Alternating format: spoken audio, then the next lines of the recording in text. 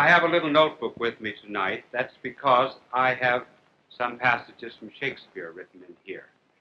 See, there are various ways of treating subjects which you do not know by heart. Just as teachers say there are various ways of cheating an examination.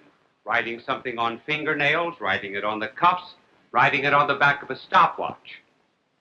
And there are also ways of cheating on a stage and on television.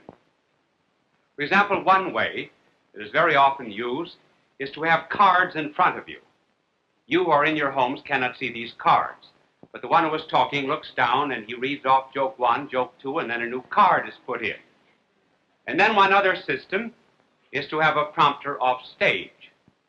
But the one system that is the best of all to fool the audience at home is the teleprompter. The teleprompter is set on top of a television camera. We do not have one here. And the message unrolls. You can generally tell the man who has the teleprompter because he dare not take his eye off. If he gets back very quickly. I've always been afraid to use one of them because I heard once of a politician who was giving a speech, and he said, and all of us, of course, are grateful to that great man who fought so valiantly at Valley Forge, who crossed the waters of the Delaware during midwinter, who became the first president of the United States. And the thing got stuck, and he, to this day, he doesn't know what was the next line.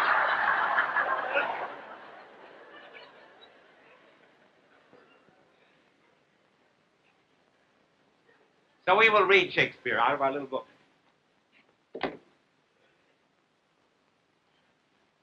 There are two grand divisions of civilizations,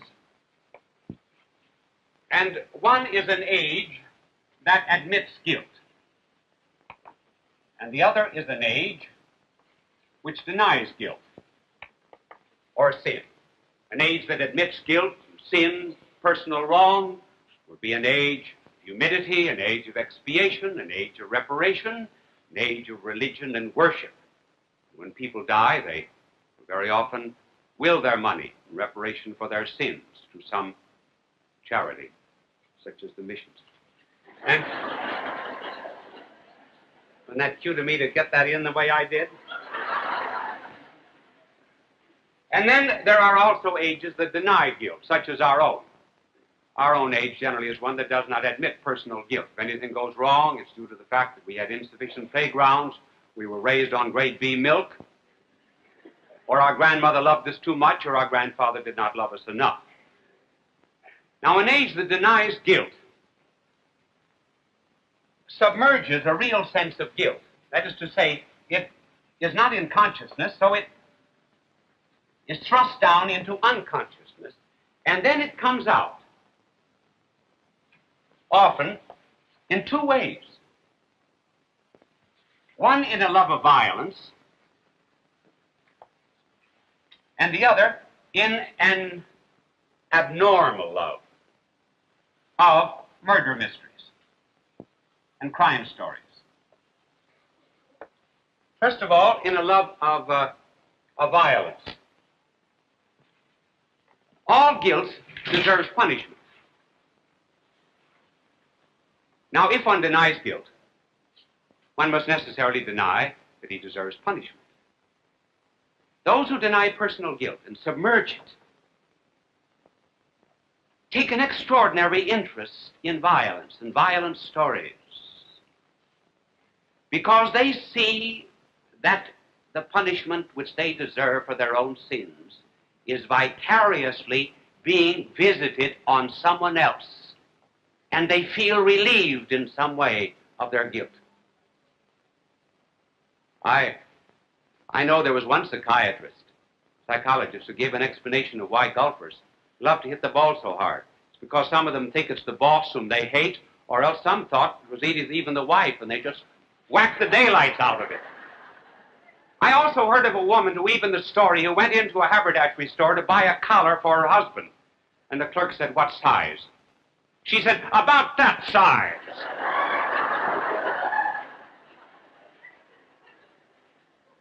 And then in addition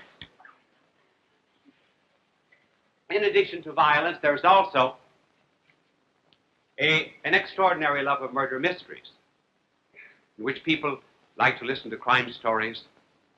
Having denied guilt, they like to find someone else who's guilty. And when finally, at the end of the play, it's discovered that such and such a person is guilty, the conscience, the unconsciousness is practically saying, see, I didn't do it. The butler did it. I'm innocent. Now you find some such repression of guilt in the great tragedy of Shakespeare, called Macbeth. Macbeth, for the benefit of the two in the television audience who forgot when he was born, 1558. No, this is Queen Elizabeth. Imagine. That's Queen Elizabeth, 1558 to 1603. Shakespeare was 1564 to 1616. And this play was written between 1603 and 1610. Now in it are described two ways of suppressing guilt. One way of suppressing guilt is by a bad philosophy plus bad behavior. Philosophy and bad behavior. The second way is by an act of the will, which deliberately chooses evil. First of all, an evil philosophy in which one starts, for example, with the philosophy of relativism, that there's nothing good, there's nothing bad, that everything depends upon your point of view, there's no absolute, and that the individual is the determinant of right and wrong. And then when bad actions are coupled with that, it is not long until conscience is killed and sense of guilt is lost. And the other way is an act of the will, in which one deliberately chooses evil. Here there's not weakness, but there's an affirmation of what is base. In the tragedy of Macbeth, Macbeth is an example of the first. Lady Macbeth, an example of the second. Now let us take, first of all, Macbeth, and see how Macbeth kills his conscience. The play opens with three witches who represent supernatural forces of evil. And when they speak together, they affirm a philosophy of relativism. Fair is foul, and foul is fair. The very first words which Macbeth speaks when he appears on the stage, without any relation as yet to the witches, is, so fair and foul a day I have not seen. Macbeth is no longer an innocent man. He no longer believes there's an absolute. The witches tell him that one day he will be the Thane of Cawdor and king. And he writes to his wife, Lady Macbeth, tells her what the witches said. And they both conspire to kill the king, Duncan. The king arrives at the palace. Lady Macbeth receives him. Macbeth is disturbed in conscience. Should he do it? If he could only prevent any consequences of the crime, everything would be all right. But he's afraid that he cannot. And furthermore, why should he kill the king? He's his host. And the news of it will be spread around as if borne on the wings of angels. He has no reason anyway for killing the king, he says to himself, except ambition. And Shakespeare puts in his mouth this beautiful soliloquy as he ponders the crime. If it were done when 'tis done, then 'twere well if it were done quickly. If the assassination could trammel up the consequence and catch with his surcease, success. That but this blow might be the be-all and the end-all here. And here upon the bank and shoal of time, we jump the life to come. Within these cases, we still have judgment here, which being taught, return to plague the inventor. This even-handed justice commends the ingredients of our poison chalice to our own lips. He's here in double trust. First, as I am his kinsman and his subject. Strong both against the deed. And then as his host, who should against the murderer shut the door, not bear the knife myself.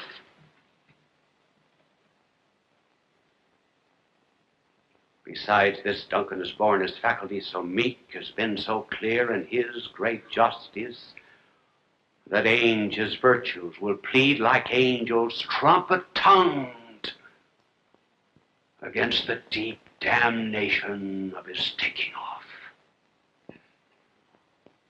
And pity, like a naked newborn babe striding the blast, or heaven's cherubims horsed upon the sightless couriers of the air, shall blow the horrid deed in every eye, till tears shall drown the wind. I have no spurs to prick the side of my intent, but only a vaulting ambition which o'erleaps itself and mounts on the other side. And thinking of all the consequences of the crime, he goes to Lady Macbeth and he says, I will not do it. And then she uses two arguments against him. She says, you're not a man, you're a coward, and you do not love me. He then agrees. And as for Lady Macbeth, here's evil. And this is something I would not even attempt to memorize, because I would not want anything as evil as this memorized in my brain. Here's the thought of this evil woman who wants to do away with all good at once. And she says, come, you spirits that tend on mortal thoughts, unsex me here, and fill me from crown to toe full of direst cruelty. Make thick my blood.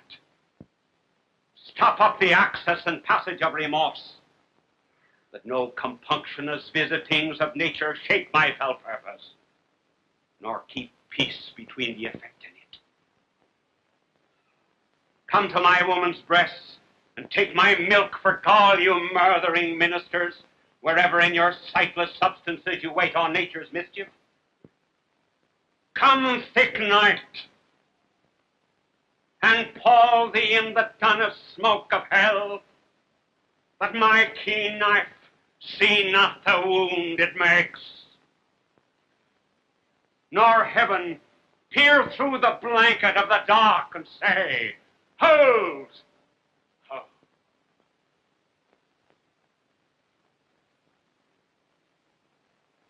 They're agreed on the crime.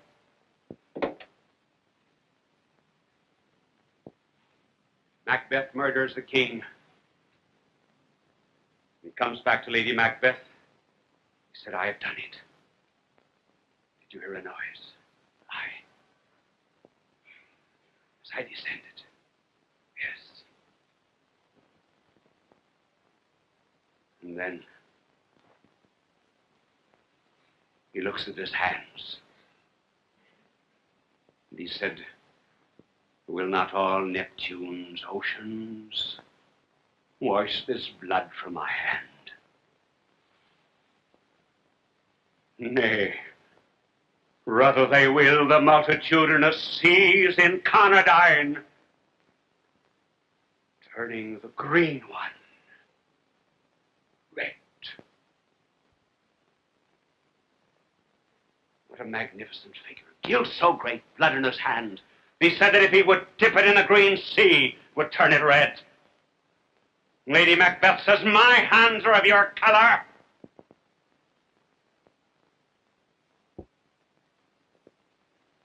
But I shame to wear a heart so white.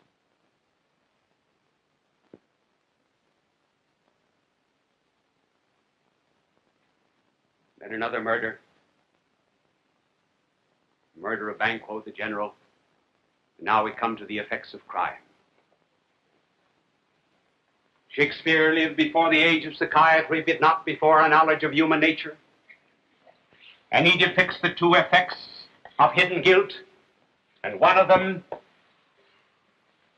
is a psychosis, which is manifested in Macbeth.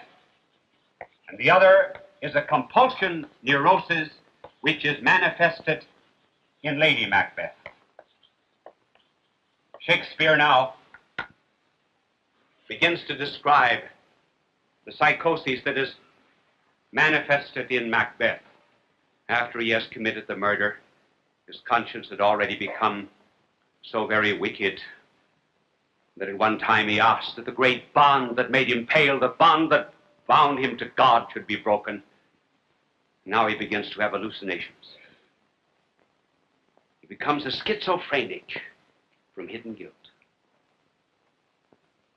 He thinks he sees things.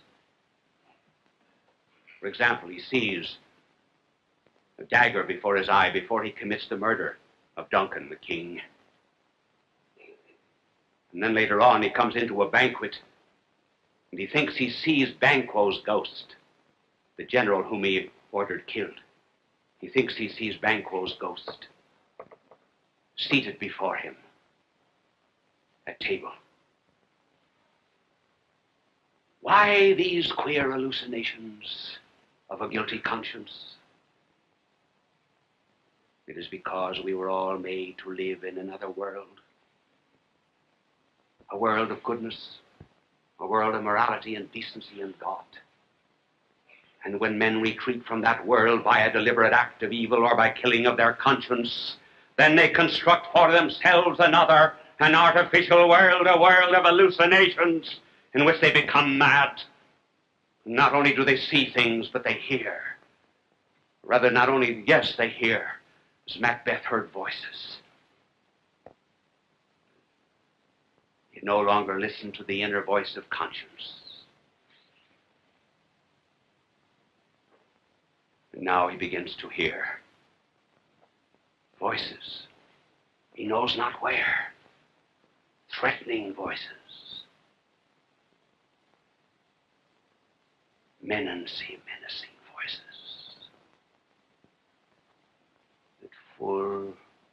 That fill him full of dread and terror. He's a psychotic. He's ruined. And Lady Macbeth, she has a compulsion neurosis. She is constantly writing out something, trying to rid herself of the guilt which she refuses to admit, having denied conscience and goodness and the standard. And then she has another compulsion neurosis. She goes about for 15 minutes at a time, washing her hands.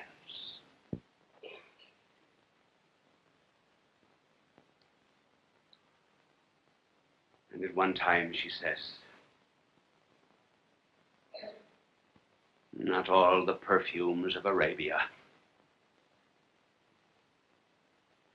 will sweeten these little hands.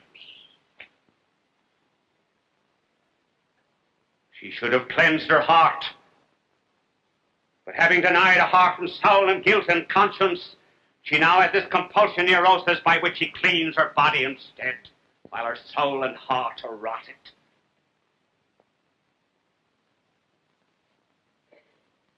Short time later, Macbeth receives news that Lady Macbeth is dead. No affection, no pity, coldness.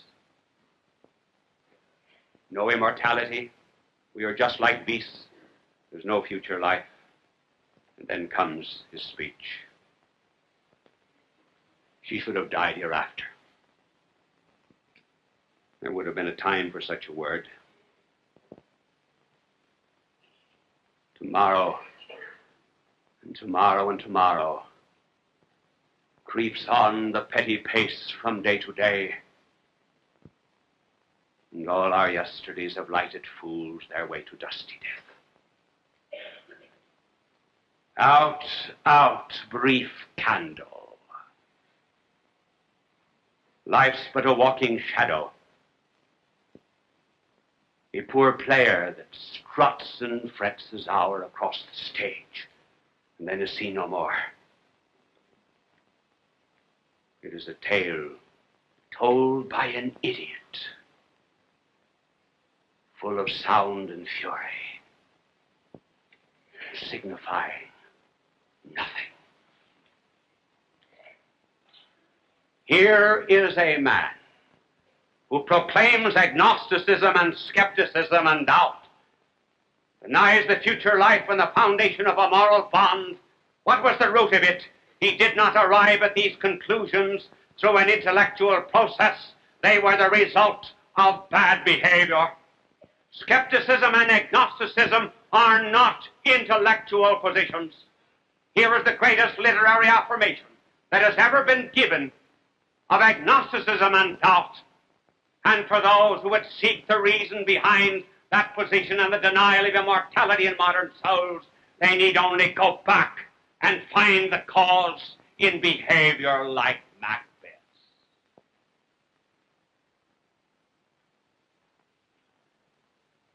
Oh, Macbeth goes to the doctor, who's a great physician and a really great psychiatrist, and he says, "Take care of her. Can you not minister to a mind diseased? Pluck from the memory a rooted sorrow, raise out the written troubles of the mind, and by some sweet oblivious antidote, cleanse the stopped bosom of that perilous stuff that weighs upon the heart."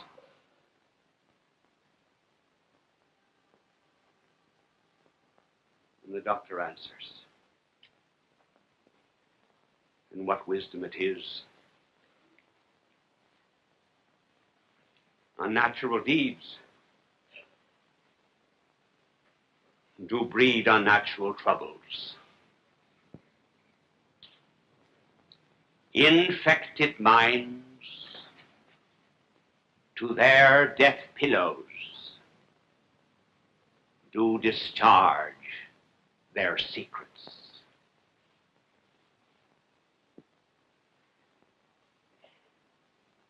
She has more need of the divine than the physician.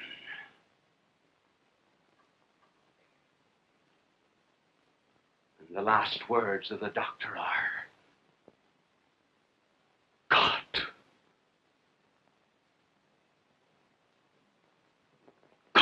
have mercy on us all.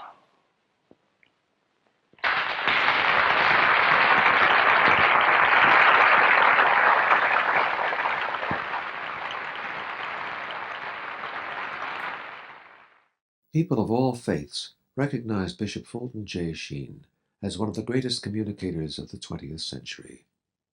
He was born in El Paso, Illinois, in May of 1896. As a young boy, he knew he wanted to be a priest. He served as an altar boy at St. Mary's Cathedral in Peoria, Illinois. At St. Viator College, his education and debating skills taught him the skills he used throughout his life. His unique ability at being natural and at ease in front of any audience was noted early in his ministry. He was ordained in 1919 and went on to become one of the best-known and greatly loved priests in church history. He wrote 96 books and hundreds of articles and columns. He broadcast numerous radio and TV programs. People from all faiths watched him on television because he spoke to every man. They always waited with joy for his goodbye, his blessing, "God love you." It continues to give us joy and memory.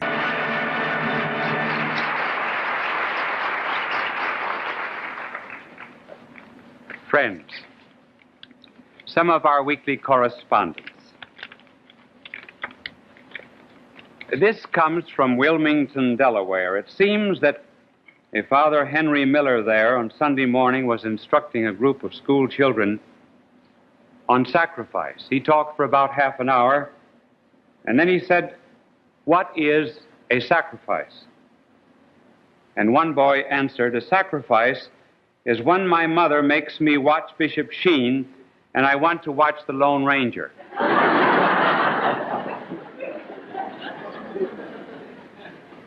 So he sent the sacrifice of $1. And this comes from Carroll Place, New York, from a Mrs. Jonan, who said that she took her little 3-year-old daughter Mary to church for the first time. She wandered off investigating statues, and finally she came to a place where there were a number of candles before an altar, and she started blowing them out. And then she started to sing, "Happy birthday to you."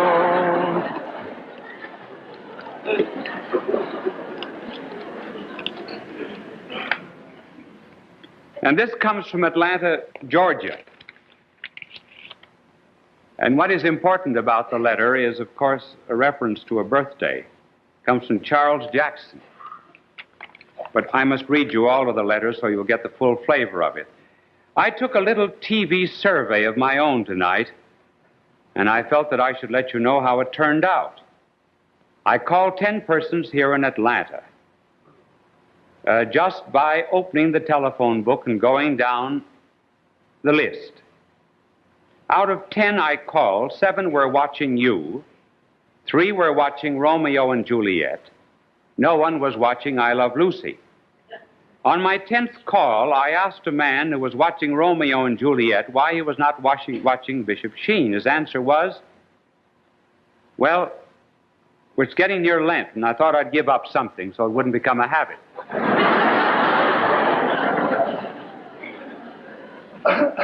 And Charles then says, "You were very popular down here in the Deep South.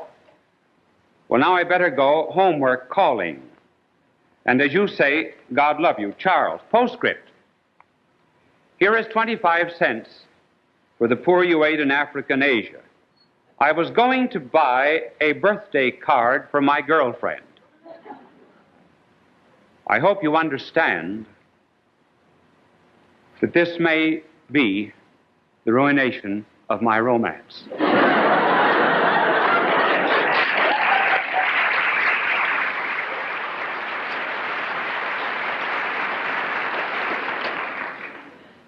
So will you do me a favor on television? Say, "Happy birthday" to her, please. Her name is Cindy. Tell her it's from you know who.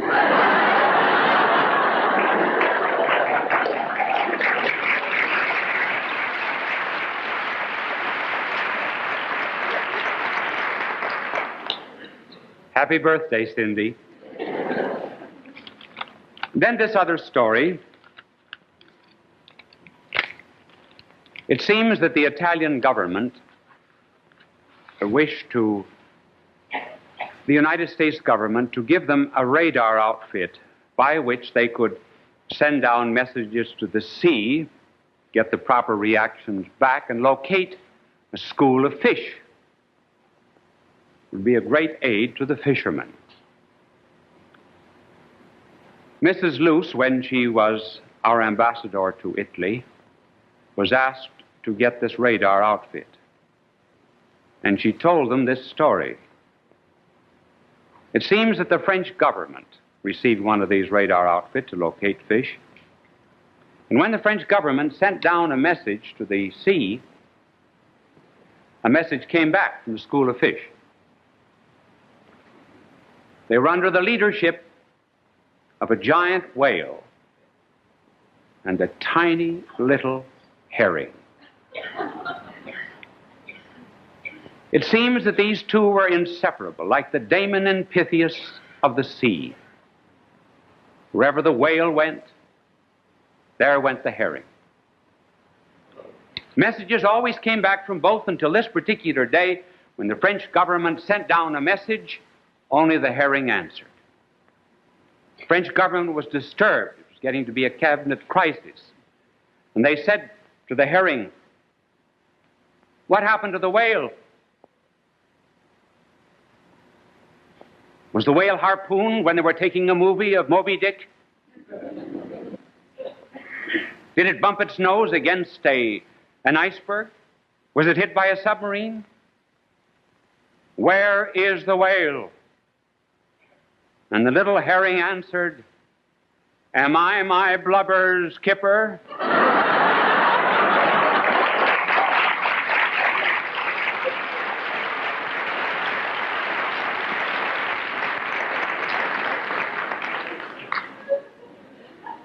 Now, after that, you ought to hear a few ideas on how to psychoanalyze yourself. Anybody who goes to a psychoanalyst ought to have his head examined.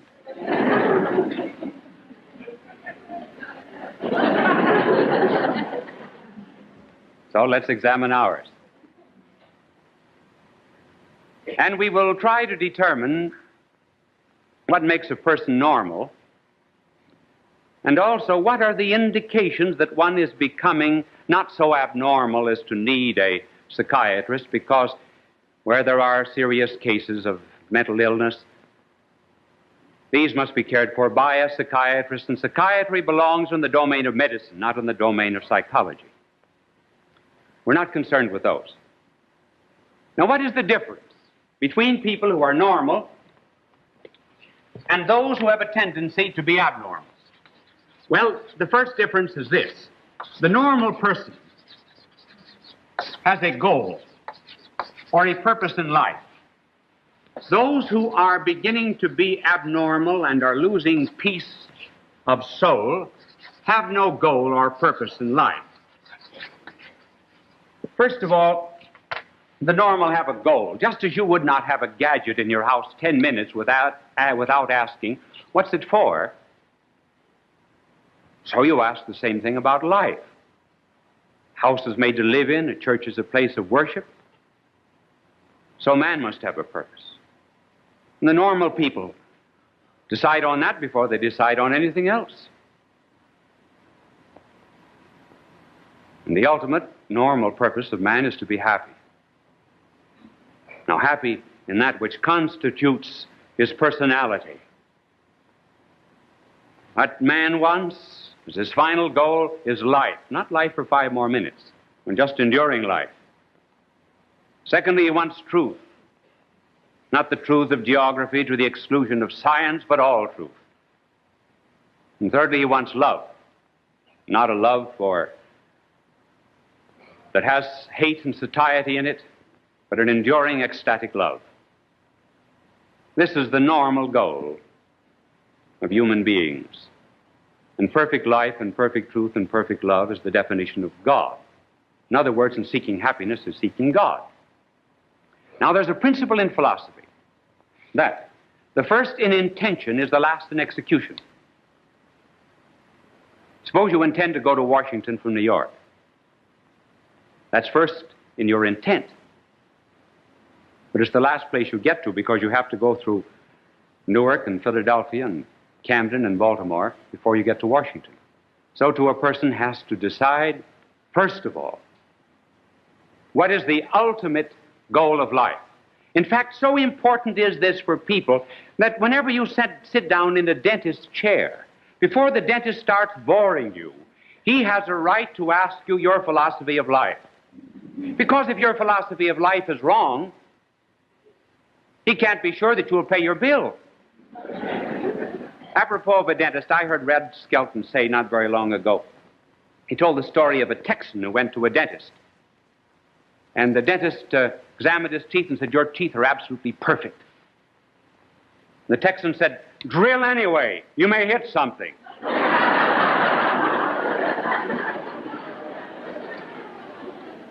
Now, the abnormal person is one who is without a purpose in life. The abnormal person has just a succession of petty little goals. He's very much like, for example, a farmer who might plant wheat one month and then tear up the wheat and plant corn, then tear up the corn and plant alfalfa. Or he's like a radio station that's tuned into 2 or 3 stations at the same time and getting only static. Minds that are tending to be abnormal are not fixed on any ultimate destiny. They read a book and they're a materialist one week and they're an idealist the next and the communist the next. They lay tracks down on Monday, tear them up, and lay them in another direction Wednesday or Thursday. Very often they're like those of whom Confucius spoke. Confucius said that sometimes young men have no other goal than the flesh or sex. In middle age it's power, and in old age it's avarice. And Confucius, a very wise man, said that very often avarice and greed in old age is nothing but a sublimation of the lust of youth. But in any case, these people establish false infinites, misplaced infinites. They will, for example, try to make a god of the flesh. And by the intensity of an experience, try to make up for some ultimate goal or destiny. That produces an unhappiness of mind. Then we come to another distinction and difference. The normal person is governed by reason and will. The abnormal person is governed by instincts, impulses, and also he believes that the subconsciousness is the determinant of his life. Now let us take a reasonable human being. A reasonable human being is very much like a ship. Ship.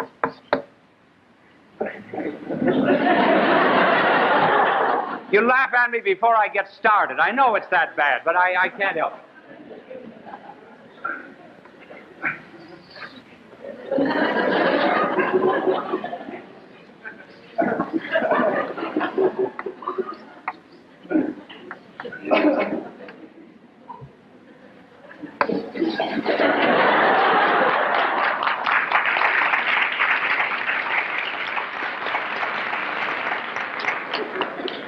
Now, this is a pilot house, and this is the pilot, this is the engine room, these are waters, and so he has...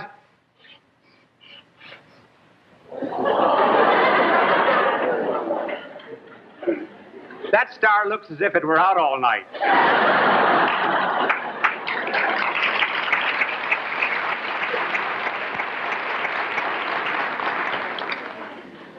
If Dick Brown, the cartoonist, could only see my stars.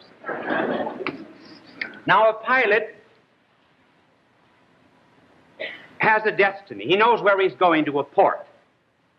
He directs himself by stars. He communicates his ideas, and his orders, rather, down to the engine room. There is a disturbance from the outside by the waves, and sometimes the water will come in here, and then it will be sent out again. But what is important is the fact that the pilot determines the direction of the ship. In other words, he's got a goal or a purpose. Now, man is like that, a normal man. First of all, he has a reason. He's interested in truth. He has a will. And when he sees a certain destiny or goal or something that ought to be done, then he wills to do it. So that at the top of a reasonable man is his intellect and his will. Now these affect his emotions. For example, one receives sad news. One cries. It is not the crying that produces the idea of sad news. It is rather the idea that affected the emotions. The reason and will cannot always control the emotions directly, but can control the emotions indirectly by diverting thoughts in another direction. It is true that outside influences, the subconscious mind, the waters that get into the boiler, you're affected to a little degree. It is true that social, economic, parental background and influences do in some way affect man, but not seriously. And the combination of these constitutes conscience. He has a fine sense of right and wrong. Well, that's the normal being. Now, the abnormal man is quite different from that. And I'm going to ask my little angel, since you laughed at my drawing, I'm going to ask my angel to draw the abnormal person. Oh, there he is already. This is my little angel. And here's the ship upside down. Now, this is a picture of the abnormal mind. Here is the subconsciousness. Here. Here is reason and will, completely submerged. Here are the emotions. What is important for an abnormal person is the subconsciousness. We are determined to be what we are because of something that is buried down in the depths of the mind. This may be part of the heritage of the collective unconsciousness of the human race. So they say. Well, what role does reason play? Reason is only to justify. Find excuses very often for the way that one acts. What is the will? Is that important? No. The will is just an arena where the conflict takes place. So it is the subconsciousness in an abnormal person that completely determines his whole life. Reason and will, therefore, are unimportant. Hence, he's not concerned about objective things. For example, a star, a port. Those do not interest him. He's interested only in finding out what is here in the depths. And that's why he's so keen on analyzing, not thinking out reasons. Hence he will, if he hears a fine piece of music, he's not so much interested in the music, but the way he feels when he hears the music. He watches a drama. He's not particularly interested in the unfolding of the plot. He's interested rather in the way that he feels when he sees the plot unfold. So, you would explain, for example, the fact that you cry when you eat an onion, get near an onion, is because you once were eating an onion and received news that you were disinherited, and you've cried ever since whenever you had an onion.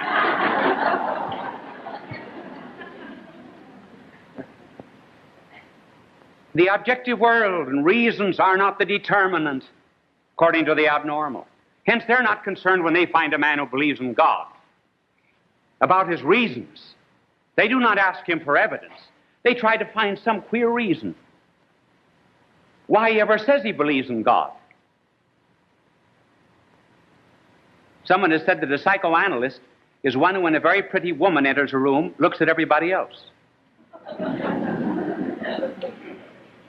You heard the story, didn't you, of the two psychoanalysts who passed one another in the street?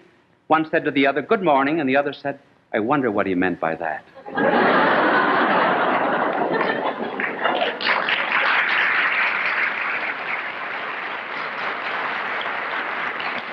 And so, they live in a world not of reasons, but they live in a world of dreams. And all dreams have a tremendous meaning. And they are, for the most part, unfulfilled sex desires. Ah.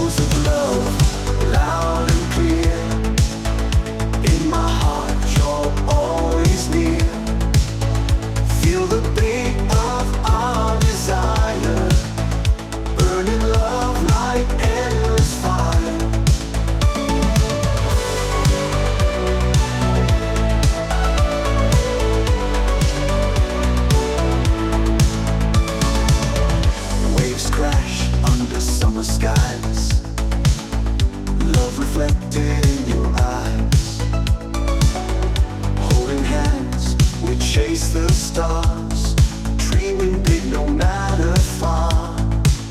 Oh, our hearts, they beat as one in this night till dreams are done. Lost in love, our spirits soar. Keep me close forevermore. Echoes of love, loud and clear. In my heart, you're always near. Feel the beat of our desire, burning love like endless fire.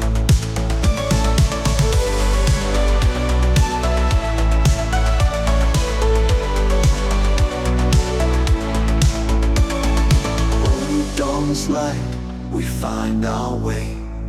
Love's first light will guide the day. Through the night, we found our truth. In the dawn, our love's relentless youth. Echoes of love, loud and clear. In my heart, you're always near. Feel the beat of our desire, burning love like endless fire. As the night gives way to day, all our love will find its way. Hand in hand, we'll walk the earth. Echoes of our endless birth.